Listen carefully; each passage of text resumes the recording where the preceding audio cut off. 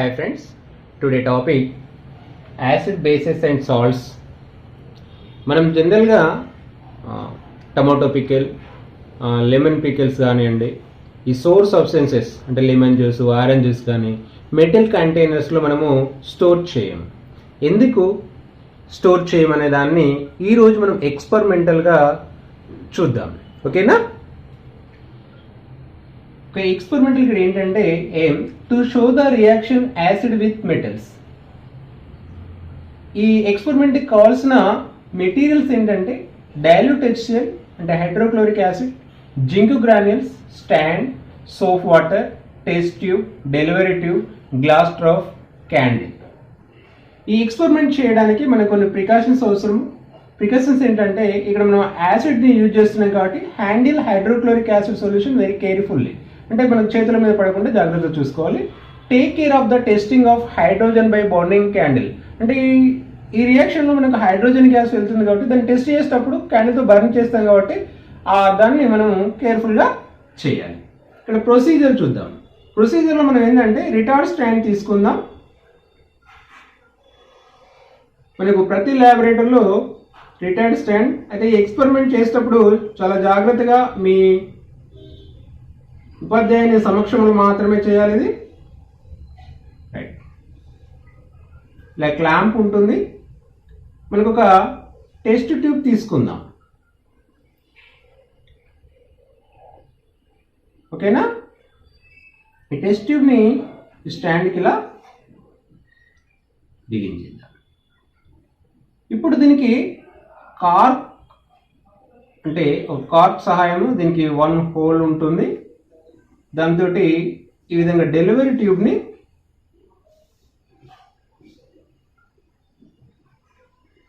ఈ విధంగా అమర్చుకుందాం.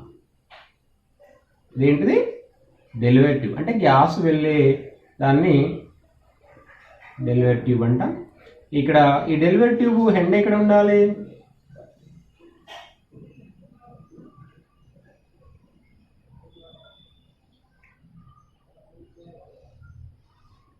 Glass trough.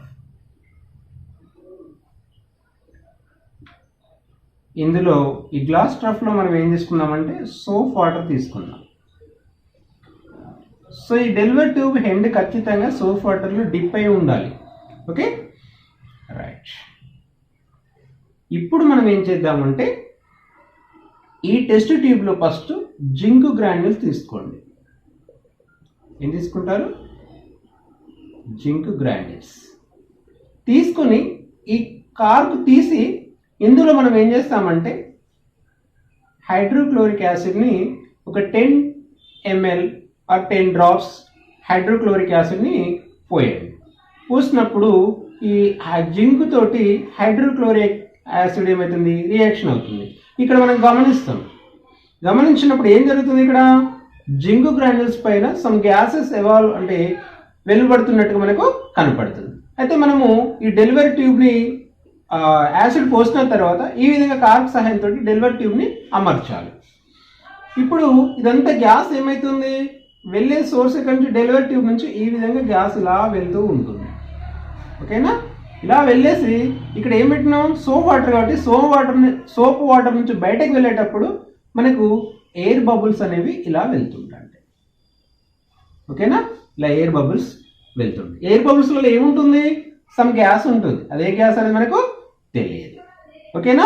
ఇప్పుడు ఇది ఏ గ్యాస్ అని తెలుసుకోవడానికి మనం ఏం చేద్దామంటే ఒక బర్నింగ్ క్యాండిల్ అంటే ఒక ఫ్లేమ్ ఉన్న క్యాండిల్ తీసుకొని ఈ ఎయిర్ బబుల్ దగ్గర పెట్టినట్లయితే మనకు పప్ అనే సౌండ్ తోటి ఆఫ్ అయిపోతుంది. ఏమైపోతుంది? పప్ అనే సౌండ్ తోటి ఆఫ్ అయిపోతుంది. అయితే పప్ అనే సౌండ్ తోటి ఆఫ్ అయిపోయే లక్షణము ఏ గ్యాస్కు ఉంటుంది? హైడ్రోజన్ గ్యాస్కు ఉంటుంది. దేనికి ఉంటుంది?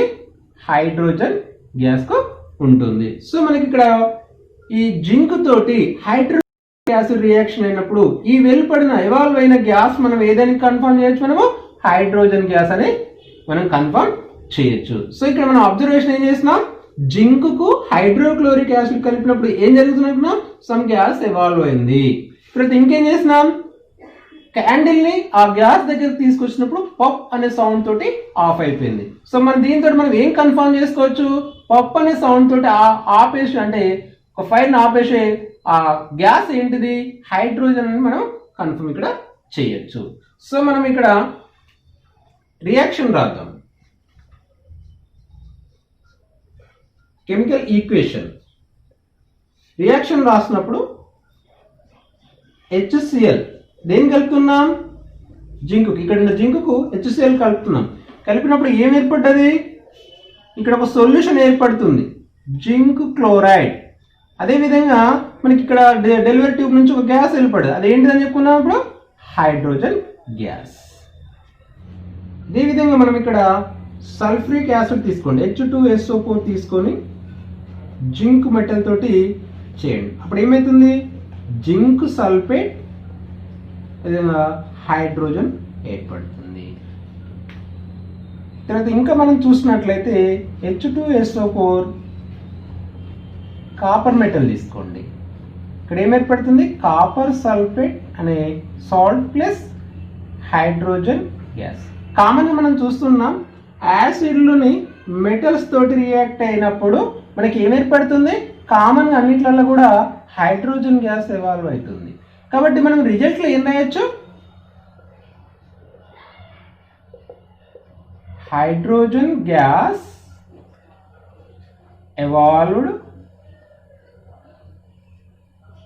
when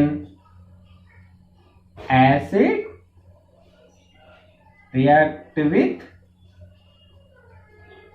metal. కాబట్టి మనకు acid, any acid react with metal, hydrogen evolved అని మనము చెప్పచ్చు. సో మనం ఇంతకుముందు చెప్పుకున్నాం సోర్స్ సబ్స్టెన్స్ ని మనం ఎందుకు మెటల్ కంటైనర్ లో స్టోర్ చేయొద్దు అని చెప్పుకున్నాము అంటే, సోర్స్ సబ్స్టెన్సెస్ లో ఏముంటుంది, యాసిడ్ ఉంటుంది. కాబట్టి యాసిడ్ ఏమేస్తుంది, ఆ మెటల్ కంటైనర్ తోటి రియాక్ట్ కావడం వలన మనకు పాయిజన్ మెటీరియల్స్ అనేవి ఆ సబ్స్టెన్స్ లోకి రిలీజ్ చేస్తుంది. ఆ రిలీజ్ చేయడం వల్ల సబ్స్టెన్స్ అన్ని పాడైపోతాయి. కాబట్టి సోర్స్ సబ్స్టెన్స్ ని మనం మెటల్ కంటైనర్ లో ఉంచకూడదు. ఇది second experiment to show the reaction base with metals. ఇంతకుముందు మనం యాసిడ్ తోటి మెటల్స్ రియాక్షన్ చూసాం, ఇప్పుడు బేస్ తోటి చూద్దాం. ఇక్కడ దీనికి కూడా మెటీరియల్ రిక్వైర్డ్ ఏంటంటే, మనం సోడియం హైడ్రాక్సైడ్, అది ఇంకా zinc granules, stand, soap water, test tube, delivery tube, glass straw, candle తీసుకుందాం. ప్రికాషన్స్ ఏంటంటే handle care with glass supports. ఇక్కడ మనం గ్లాస్ పరికరాలు వాడుతున్నాం కాబట్టి చాలా కేర్ఫుల్గా ఉండాలి. తర్వాత take care of the testing of hydrogen by burning candle, అంటే క్యాండిల్ తోటి బర్న్ అండ్ హైడ్రోజన్ గ్యాస్ని బర్న్ చేసినప్పుడు కేర్ఫుల్గా ఉండాలి. సో ఇక్కడ మనం ప్రొసీజర్ చూద్దాం. ఇంతకుముందు మనం ఏదైతే ప్రొసీజర్ చేసామో అలానే యాస్టీజ్గా ఉంటుంది దాదాపుగా. ఇక్కడ స్టాండ్కు టెస్ట్ ట్యూబ్ బిగించేసి దానికి కార్క్ సహాయంతో డెలివరీ ట్యూబ్ని విధంగా గ్లాస్ ట్రఫ్లోకి సోప్ వాటర్లో ఇలా డిప్ అయ్యేటట్టుగా ఉంచాలి. Okay, right. అయితే ఇప్పుడు మనం ఇక్కడ టెస్ట్ ట్యూబ్లో ఏం తీసుకుంటున్నామని కావాలి. ఇంతకుముందు మనం ఏం తీసుకున్నామంటే జింకు మనం యాసిడ్ తీసుకున్నాం. ఇక్కడ ఫస్ట్ మనము టెస్ట్ ట్యూబ్లో జింకుకు సోడియం హైడ్రాక్సైడ్ని కలపాలి. జింకు గ్రాన్యూల్ తీసుకొని దానికి ఒక 5 ml సోడియం హైడ్రాక్సైడ్ తీసేసుకొని కార్క్ సహాయంతో డెలివరీ ట్యూబ్ని ఈ గ్లాస్ ట్రఫ్లోకి చివర ఉండే విధంగా మనం అమర్చుకోవాలి. ఇప్పుడు మనం టెస్ట్ ట్యూబ్ని సారాయి దీపంతో ఆర్ స్పిరిట్ ల్యాంప్ తోటి హీట్ చేయండి. హీట్ చేసిన తర్వాత కొంచెంసేపు తర్వాత మనం ఇక్కడ అబ్జర్వ్ చేస్తాం. ఏం అబ్జర్వ్ చేస్తాం, జింకు గ్రాన్యూల్స్ పైన సమ్ గ్యాస్ ఎవాల్వ్ అవుతున్నట్టుగా మనకు అనిపిస్తుంటుంది. సో ఇదంతా గ్యాస్ అవుతుంటుంది. సో ఈ గ్యాస్ అయినాక డెలివరీ ట్యూబ్ ఆధారంగా ఈ విధంగా వెళ్ళిపోయి సోప్ వాటర్ నుంచి ఆ బబుల్స్ రూపంలో ఆ బబుల్స్ లోపల ఆ గ్యాస్ అనేది బయటకు వస్తుంది. ఆ గ్యాస్ ఏదైనా మనం టెస్ట్ చేయడానికి మనం ఏం చేస్తాం, మళ్ళీ క్యాండిల్ని అంటే బర్నింగ్ అవుతున్న క్యాండిల్ని అంటే గ్లో ఉన్న క్యాండిల్ తీసుకొచ్చేసి అక్కడ మనము బబుల్ దగ్గర ఉంచినప్పుడు అది పప్ అనే సౌండ్ తోటి ఆఫ్ అయిపోతుంది. కాబట్టి పప్ అనే సౌండ్ తోటి ఆరిపోయే నేచర్ ఏ గ్యాస్కు ఉంటుందండి, హైడ్రోజన్ గ్యాస్కు ఉంటుంది. కాబట్టి ఇక్కడ కూడా మనము బేస్ తోటి మెటల్ రియాక్ట్ అయితే మనకి ఏ గ్యాస్ వెలువడుతుందని చెప్తున్నాం, హైడ్రోజన్ గ్యాస్ వెలువడుతుందని చూద్దాం. సో ఇక్కడ మనం రియాక్షన్ చూద్దామా. సోడియం హైడ్రాక్సైడ్ ఇది బేస్, దీనికి ఏం కలుపుతున్నాం, మెటల్స్. కలపడం వల్ల ఏం ఏర్పడుతుంది, సోడియం జింకేట్ అనే ఒక సాల్ట్ మరియు అదేవిధంగా హైడ్రోజన్ గ్యాస్ ఏర్పడుతుంది. అంటే బేస్ తోటి మెటల్ రియాక్ట్ అయితే ఏమవుతుంది అంటే ఆ మెటల్ యొక్క salt plus hydrogen gas evolve అవుతుంది. కాబట్టి మనం రిజల్ట్ కూడా ఏం రాస్తాం, మనం రిజల్ట్లో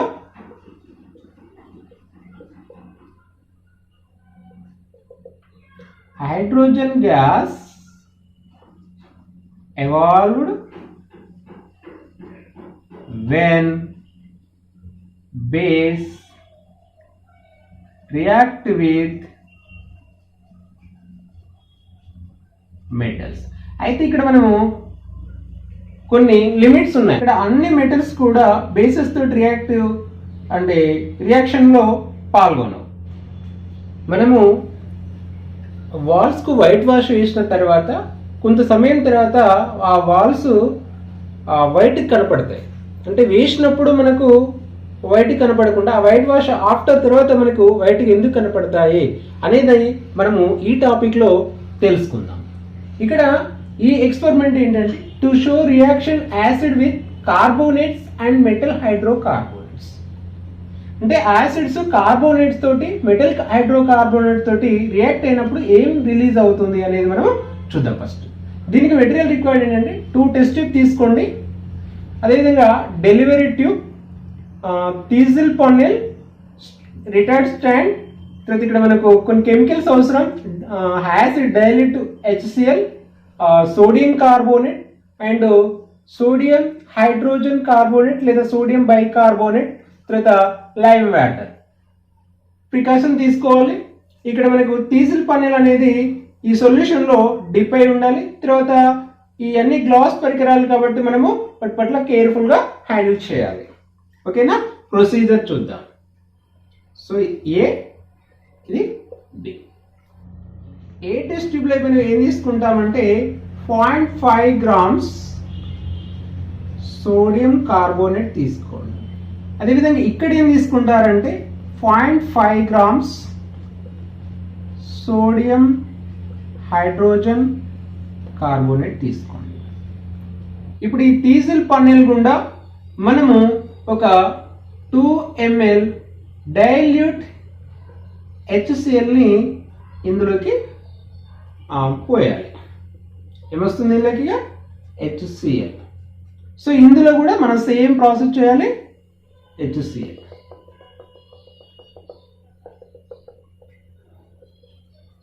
ని యాడ్ చేసినాం. యాడ్ చేసిన తర్వాత మనం ఇక్కడ అబ్జర్వ్ చేద్దాం. అబ్జర్వ్ చేసినాక కొంచెం సమ్ టైం తర్వాత మనకి ఏమవుతుంది, సమ్ గ్యాస్ ఎవాల్వ్ అవుతుంటుంది.